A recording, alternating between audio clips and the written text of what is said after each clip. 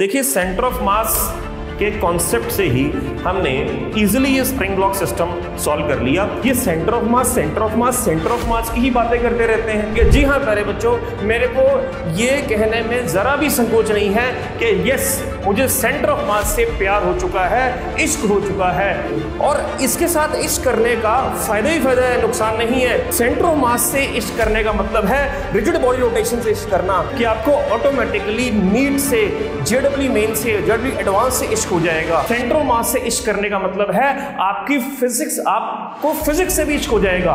Video and तक जरूर देखिएगा, स्किप नहीं कीजिए, क्योंकि आज आपको पीएचडी करवानी है मैंने स्प्रिंग ब्लॉक सिस्टम में। स्प्रिंग ब्लॉक सिस्टम का सेंटर ऑफ मास के कॉन्सेप्ट से चुटकियों में सॉल्व हो जाएगा। ऐसे सिस्टम में जहां पर एक स्प्रिंग को 2 ब्लॉक्स लगे हों, जैसे इस क्वेश्चन में, वो ट्रिक कब लगानी है जब उसने मैक्सिमम एक्सटेंशन या मैक्सिमम कंप्रेशन पूछी हो, जैसे सवाल में उसने मैक्सिमम एक्सटेंशन पूछी है।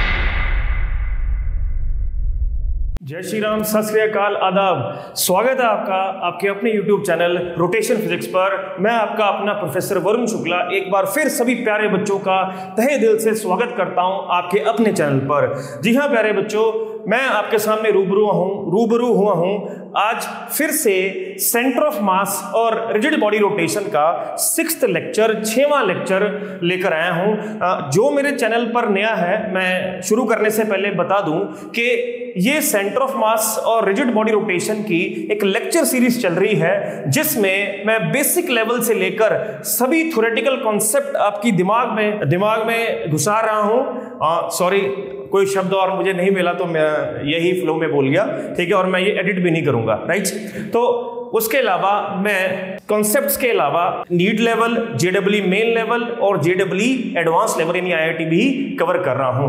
प्यारे बच्चों, आप सभी सोच रहे होंगे कि पता नहीं वरुण सर का क्या दिमाग खराब हो गया है, क्या ये दिमाग से पैदल है, ये सेंटर ऑफ मास की ही बातें करते रहते हैं, ठीक है। जी हाँ प्यारे बच्चों, मेरे को ये कहने में जरा भी संकोच नहीं है कि यस मुझे सेंटर ऑफ मास से प्यार हो चुका है, इश्क हो चुका है, और मैं जो मुझे प्यार हुआ है, जो मेरी फीलिंग सेंटर ऑफ मास और रोटेशन के प्रति है, वही मैं आपके अंदर डालने वाला हूं। तो तैयार हो जाइए आप भी इसके साथ इश्क करने के लिए, और इसके साथ इश्क करने का फायदा ही फायदा है, नुकसान नहीं है। फॉर एग्जांपल, सेंटर ऑफ मास से इश्क करने का मतलब है रिजिड बॉडी रोटेशन से इश्क करना।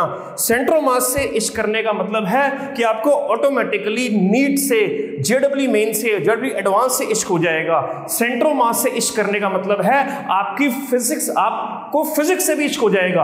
अगर आप फिजिक्स से नफरत करते हैं तो मेरी ये वीडियो और मेरी बाकी वीडियोस देखने के बाद आपको फिजिक्स से प्यार होने लग पड़ेगा, और एक बार जब प्यार यानी इश्क हो जाए तो आप मुझसे ज्यादा जानते हैं मॉडर्न जनरेशन के कुछ हो जाता है, कुछ होने लगता है।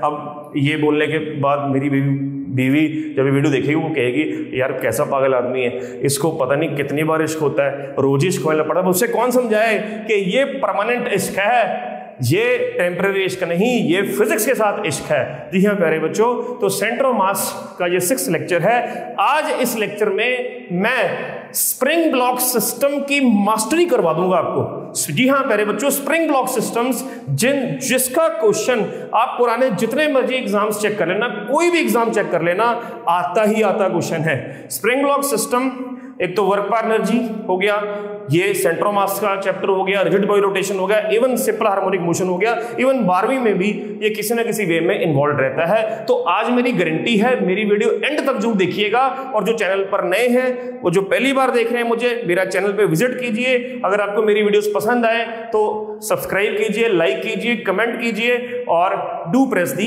Bell icon. चलिए प्यारे बच्चों, तो आज का जो पहला क्वेश्चन है हम लेने लगे हैं। तो प्यारे बच्चों, आज का जो पहला सवाल है, इनिशियली ये जो सिस्टम है, 2 ब्लॉक्स हैं इक्वल मास के, इस पे बाहर से F फोर्स लग रही है जो कि एक्सटर्नल फोर्स है, कांस्टेंट फोर्स है, क्वेश्चन में गिवन है। ये एक मासलेस स्प्रिंग है, राइट, स्मूथ सरफेस है। तो कह रहे हैं कि इनिशियली स्प्रिंग जो है अनस्ट्रेस्ड पोजीशन पर है। अनस्ट्रेस्ड पोजीशन मींस वो नेचुरल लेंथ में, ना उसमें कंप्रेशन है ना उसमें एक्सटेंशन है, राइट। तो position of the centre of मास निकालिए किसी टाइम t पर। तो क्योंकि ये सिस्टम सारा x में जा रहा है तो सेंटर ऑफ मास की पोजीशन निकालना मतलब सेंटर ऑफ मास का x कोऑर्डिनेट निकालना। तो it is obviously two particle system, क्योंकि दो ब्लॉक्स इन्वॉल्व हैं। तो हम किसी टाइम t पर सेंटर ऑफ मास की जो पोजीशन यानी x coordinate of the centre of mass, क्योंकि the system is moving along x, ut plus half at square से निकाल सकते हैं। ut plus acceleration of centre of mass into t square, initial velocity of the centre of mass. Obviously अगर initially system rest पर था तो जो उसका सेंटर ऑफ मास है वो भी रेस्ट पर होगा।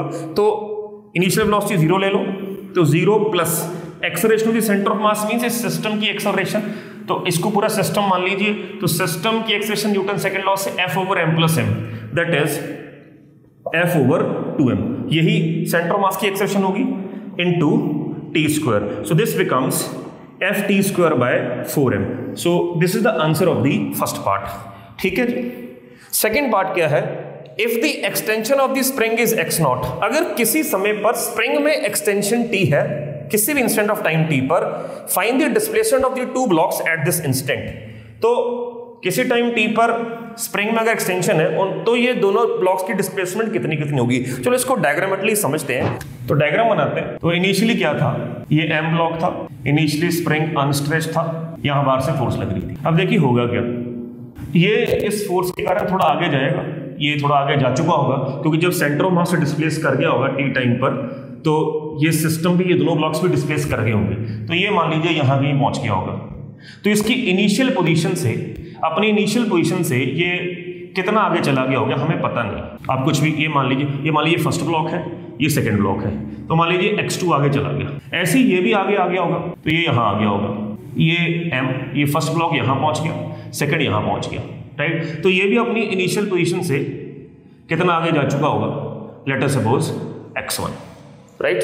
तो आपको बेसिकली x1 x2 निकालना है। तो आप देखिए लॉजिकली ये सोच सकते हैं, अगर किसी इंस्टेंट ऑफ टाइम t पर स्प्रिंग में एक्सटेंशन अगर x0 है तो वो x0 x1 और x2 की टर्म्स में क्या होगी, जरा दिमाग लगाते हैं। यहां ध्यान से देखिएगा, ये x2 आगे चला गया, ये x1 आगे चला गया, ठीक है। तो हम लॉजिकली क्या ये बोल सकते हैं कि जो स्प्रिंग में एक्सटेंशन है इस समय पर वो इस टर्म्स में ये है x2 माइनस x1, यानी इसका x2 आगे जाने का मतलब है स्प्रिंग भी उतना ही इस जगह से आगे गया, इसका x1 आगे जाने का मतलब है स्प्रिंग भी इस जगह से थोड़ा कंप्रेस हुआ। तो नेट जो एक्सटेंशन है, नेट एक्सटेंशन कितनी बनी, जितना ये ब्लॉक आगे गया, जितना ये ब्लॉक इधर आया, तो x2 माइनस x1 यही इस समय की एक्सटेंशन है। Let this be second equation, right. तो अब मुझे x1 x2 निकालने हैं, तो मैं ये कर सकता हूं कि हमें पता है कि XCOM टू पार्टिकल सिस्टम का ये है, XCOM हम निकाल चुके हैं फर्स्ट इक्वेशन से, मैं रब कर चुका हूं, लेकिन मुझे वो याद है ft स्क्वायर बाय 4m आया था x कोऑर्डिनेट फर्स्ट पार्ट से, ठीक है।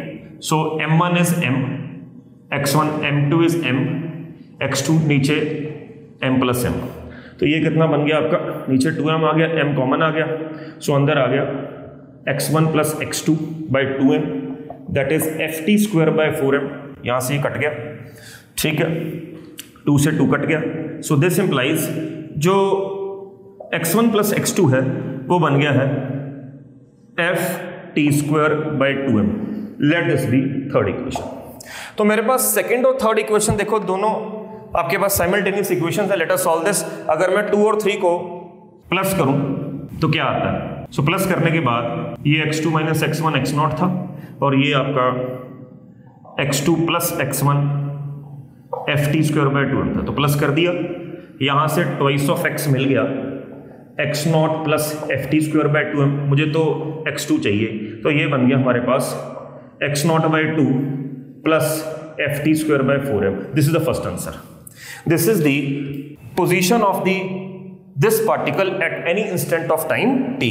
तो by putting this value in the second equation you obviously will get x1। तो आप सॉल्व कर सकते हैं। तो देखिए सेंटर ऑफ मास के कॉन्सेप्ट से ही हमने इजीली ये स्प्रिंग ब्लॉक सिस्टम सॉल्व कर लिया। यहां तो चलो बात की थी उसने कि भाई सेंटर ऑफ मास की डिस्प्लेसमेंट किसी टाइम t पर कितनी हो रही है वो निकालिए, तो हमें समझ में आ गया कि सेंटर ऑफ मास को यूज करना है कहीं ना कहीं। लेकिन कई बार स्प्रिंग ब्लॉक के सिस्टम में ऐसा कुछ मेंशन नहीं होता, तो एक एक करके सवाल उठाते हैं। वीडियो एंड तक जरूर देखिएगा, स्किप नहीं कीजिए, क्योंकि आज आपको पीएचडी करवानी है मैंने स्प्रिंग ब्लॉक सिस्टम में। मुश्किल से मुश्किल सवाल आपका स्प्रिंग ब्लॉक सिस्टम का सेंटर ऑफ मास के कॉन्सेप्ट से चुटकियों में सॉल्व हो जाएगा। So let us take the second question. तो प्यारे बच्चों, सेकंड जो सवाल मैंने लिया है आपके सामने, अगेन दो ब्लॉक्स हैं, इसमें इसका मास स्मॉल एम है, इसका कैपिटल एम है, दो अलग अलग मास के ब्लॉक्स हैं।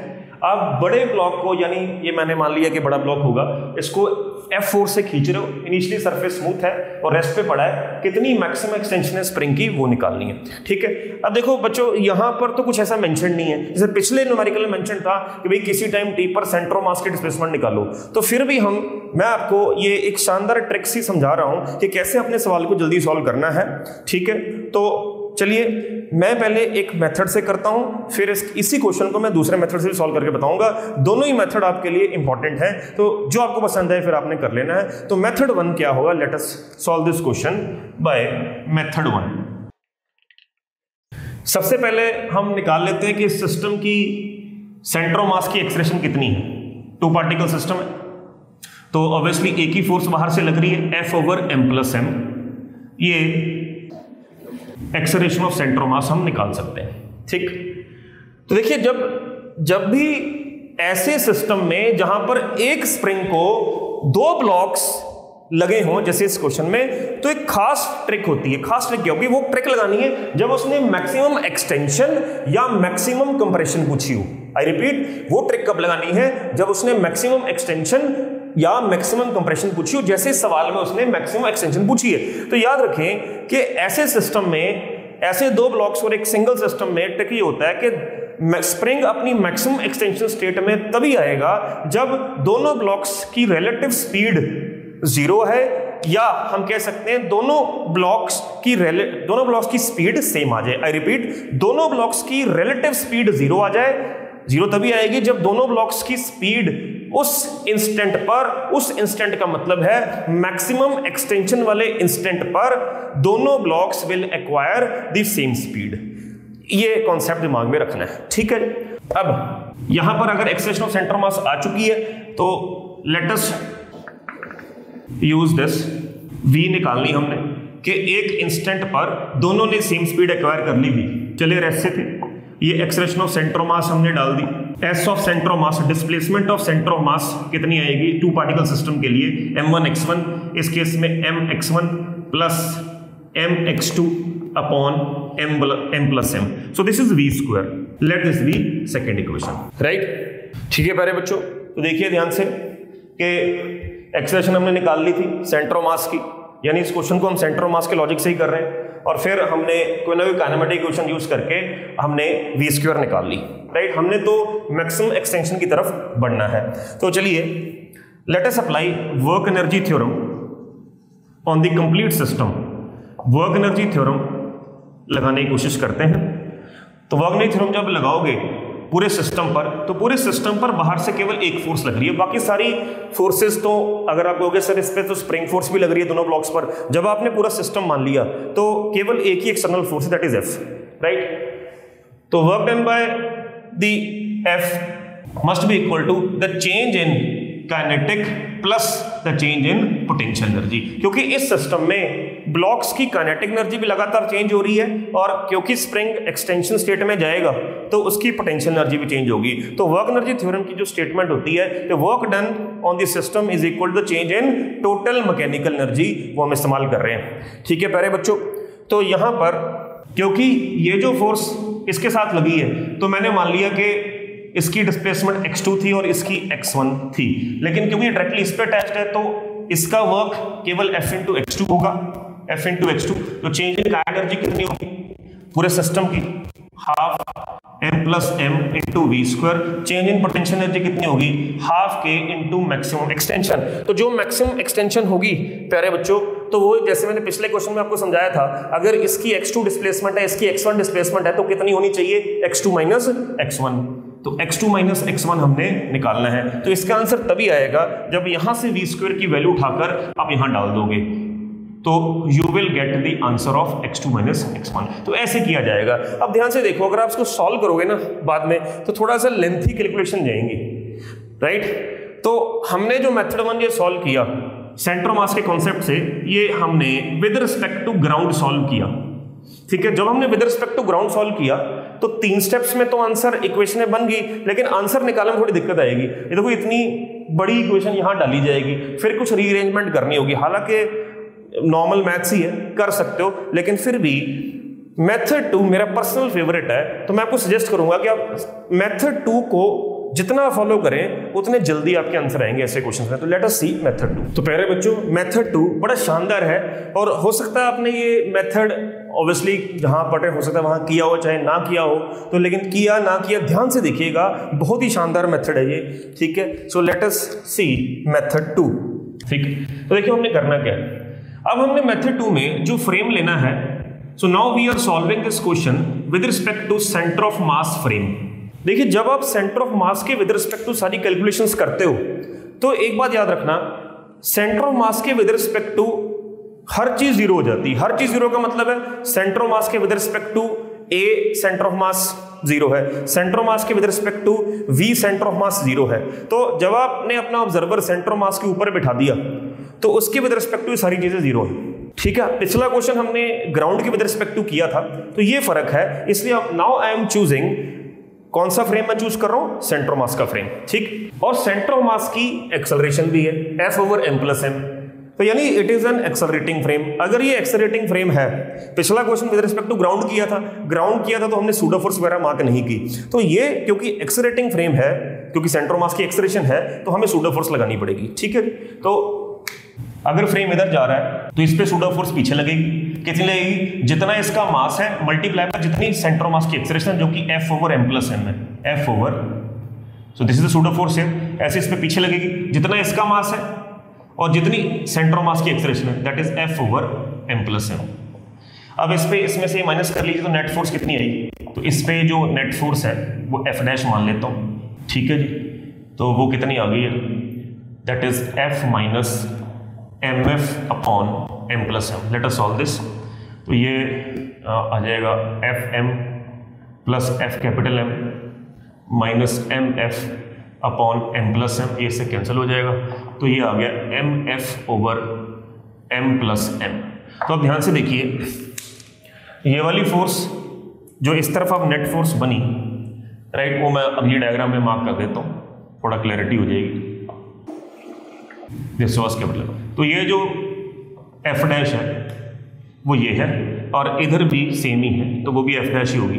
तो आप ध्यान से देखिए, लेफ्ट हैंड वाले ब्लॉक पर भी सेम फोर्स लग रही है F', यहां पर भी सेम फोर्स लग रही है, वो तो होना ही चाहिए। सिस्टम में नेट फोर्स कितनी है, 0, तो 0 होनी चाहिए, क्योंकि हम कौन सा फ्रेम यूज कर रहे हैं, with respect to centre of mass. तो सेंटर ऑफ मास के विद रिस्पेक्ट टू सब कुछ 0 होना चाहिए, क्योंकि इस पर नेट फोर्स 0 आ चुकी है, और इसलिए ACM भी 0 होगा, VCM भी 0 होगा। तो this is the trick, right, तो ये बराबर आनी ही चाहिए। अब देखिए आगे होगा क्या। अब आगे ये वाली फोर्स से ये आगे जाएगा, ठीक है, क्योंकि सिस्टम रेस्ट पर था, ये वेलोसिटी गेन करेगा, इसकी वेलोसिटी बढ़ती चली जाएगी, और यहां पे आते आते मान लीजिए इसकी जो वेलोसिटी है V1 वो मैक्सिमम हो चुकी है, और यहां पर आते आते ये कुछ डिस्प्लेसमेंट से कवर की उसने, ये x1 मान ली, ये x2 मान ली, ठीक है, और यहां पर आते आते इसकी वेलोसिटी भी मैक्सिमम हो चुकी है, V2 मैक्स। ठीक है, अब हमें तो क्वेश्चन में निकालना था मैक्सिमम एक्सटेंशन, और मैक्सिमम एक्सटेंशन का क्या कॉन्सेप्ट है, मैक्सिमम एक्सटेंशन ऐसे सिस्टम्स में तभी आती है, उस इंस्टेंट पे आती है जब दोनों ब्लॉक्स एक ही स्पीड अटेन कर लेते हैं, या एक दूसरे के विद रिस्पेक्ट टू उनकी रिलेटिव स्पीड क्या होगी, 0। तो अभी तो इसको थोड़ा आगे जाना पड़ेगा, क्योंकि जब तक इसकी वेलोसिटी खत्म नहीं होगी और उसकी खत्म नहीं होगी मैक्सिमम एक्सटेंशन नहीं आ पाएगी। अभी तो मैक्सिमम स्पीड हुई है, तो ये थोड़ा और आगे जाएगा। मान लीजिए यहां पर आया, यहां पर इसकी स्पीड खत्म, यहां पर इसकी स्पीड खत्म, तो यहां पर दोनों की रिलेटिव स्पीड 0 हो चुकी है। तो अब ये इस पोजीशन से और आगे जाएगा x2, ये और x2 आगे जाएगा। तो ये आपकी मैक्सिमम एक्सटेंशन वाली पोजीशन है, ये ध्यान रखना। तो अब यहां इस क्वेश्चन को थोड़ा सा और तरीके से समझते हैं। इसमें हम सिंपल हार्मोनिक मोशन का भी कॉन्सेप्ट इंट्रोड्यूस करते हैं। देखिए, सेंटर ऑफ मास को एज ए फ्रेम चूज करना कितना फायदेमंद है, हम इसमें से SHM के सवाल भी चुटकियों में सॉल्व कर सकते हैं। अब देखिए कैसे। देखिए, ग्राउंड के विद रिस्पेक्ट टू ये सिस्टम, इस सिस्टम का हर ब्लॉक एसएचएम नहीं परफॉर्म कर रहा ग्राउंड के विद रिस्पेक्ट टू, जो मेथड 1 में हमने किया था। लेकिन इसमें सीओएम यानी सेंटर ऑफ मास के फ्रेम के विद रिस्पेक्ट टू दोनों ब्लॉक्स एसएचएम परफॉर्म कर रहे हैं। अब देखिए कैसे, ये उनकी मेन पोजीशन बनी। मेन पोजीशन क्यों? क्योंकि मेन पोजीशन पर एसएचएम पर स्पीड मैक्सिमम होनी ही चाहिए, तो ये मेन पोजीशन बनी। तो ये यहां से इधर जाएगा, फिर इधर जाएगा, इधर जाएगा, इधर जाएगा, सेम हियर, ये यहां से आगे गया, पीछे आया। तो दोनों ब्लॉक्स की this is the main position. तो एसएचएम परफॉर्म कर रहा है। तो आपको ये भी पूछ सकते हैं कि भाई इसका एम्पलीट्यूड ऑफ मोशन निकालो। तो x1 एक तरह से ये एम्पलीट्यूड ऑफ मोशन ही हुआ a1, ये a2 हुआ, ठीक है, a2 हुआ, ये a1 हुआ। तो यहां से हम वो एम्पलीट्यूड भी निकाल सकते हैं। कैसे? यूजिंग द कॉन्सेप्ट कि maximum speed in SHM is a omega. तो a आपका आंसर आ जाएगा v1 by omega.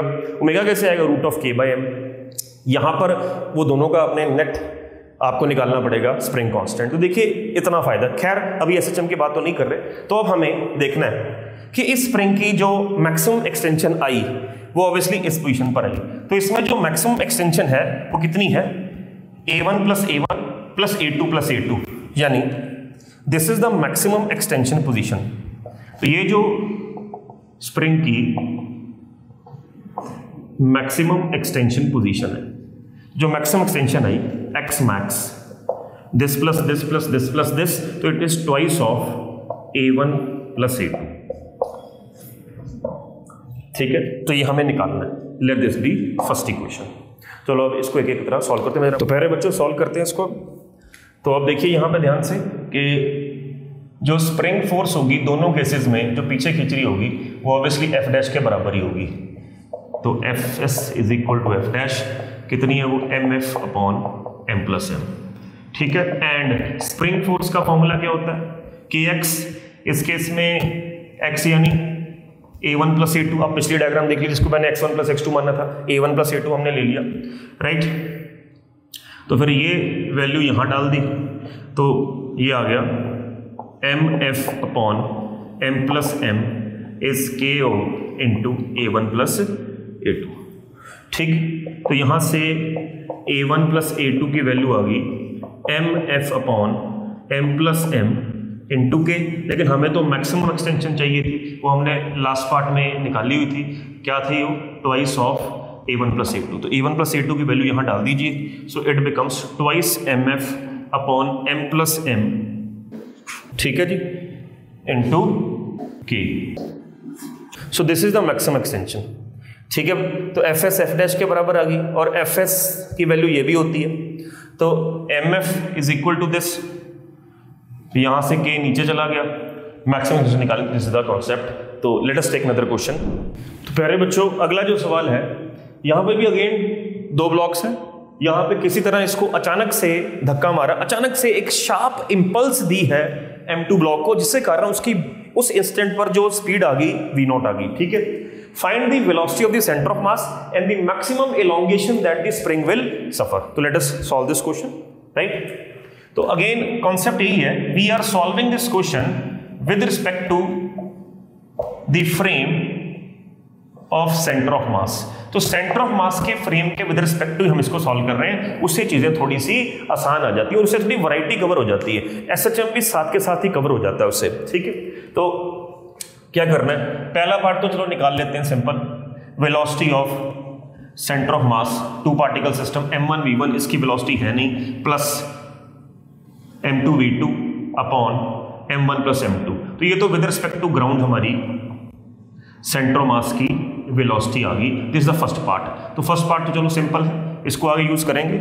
Second part के लिए अब हम सारा कुछ सेंटर ऑफ मास के विद रिस्पेक्ट टू करेंगे, क्योंकि अब यहां पर सेंटर ऑफ मास ग्राउंड के विद रिस्पेक्ट टू रेस्ट पर नहीं है, तो ग्राउंड के with respect to already motion में है। तो हमें अब इन दोनों ब्लॉक्स की जो स्पीड्स या वेलोसिटीज हैं वो with respect to centre of mass पहले निकालनी पड़ेंगी, क्योंकि हम COM के with respect to second part solve करेंगे, ठीक। तो let us calculate. This is the first block, this is the second block. Velocity of first particle with respect to centre of mass. तो फॉर्मूला क्या है? v1 minus VCOM।